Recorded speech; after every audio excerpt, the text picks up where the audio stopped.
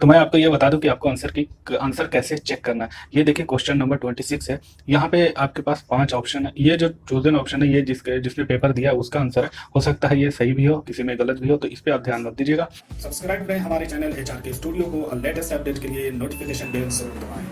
यहाँ पे आपके पास देखिए, ये जो आपके चारों ऑप्शन है, इनको एक नंबर दिया है। यहाँ पे हर ऑप्शन का एक नंबर है और इस क्वेश्चन का भी एक नंबर है।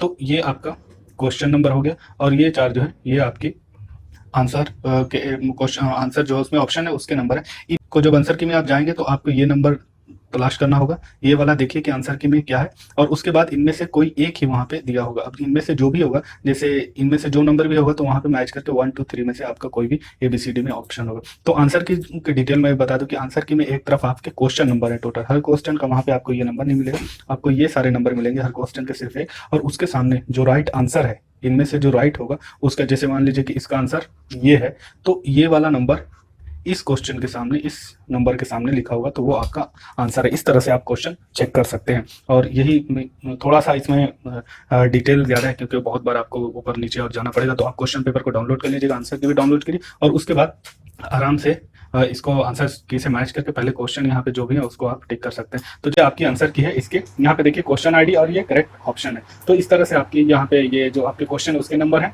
और ये उसका जो उनमें से किसी एक ऑप्शन जो राइट ऑप्शन है उसका यहाँ पे नंबर दिया हुआ है। तो जैसे यहाँ पे देखिए, ये क्वेश्चन नंबर से यहाँ पे कोई मतलब नहीं, यहाँ पे आपको आईडी देखनी होगी 1282069। आप लास्ट वाला जो ये थर्ड है ना, लास्ट के 3 जो नंबर हैं वो देखिए, उससे मैच कर सकते हैं, और आंसर में भी लास्ट के 3 को ही मैच कीजिएगा, आपको आसानी होगी इसमें। तो लास्ट 3 यहाँ पे, जैसे मैं इस क्वेश्चन को देखूँ 4 7 8, इसमें आते ही आपको एक सीरीज मिलेगी। लास्ट वाला देखिए 4 5 4 3 4 3, ये 4 9 4 9, तो 4 7 8 है।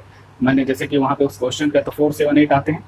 यहाँ पे देखिए ये लास्ट में इसके 4 7 8 है। आप चाहें तो एक बार ये मैच कर ले, लेकिन यहाँ तक सब लगभग सेम है।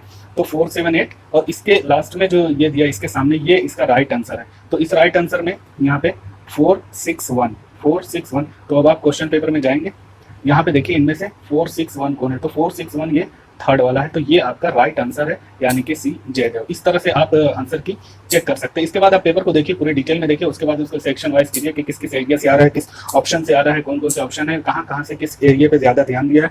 आप बाइक पेपर जो है सारे, वो बाइक पेपर देखिए 2 3 4 साल के, और उससे आप तैयारी कर सकते हैं आराम से।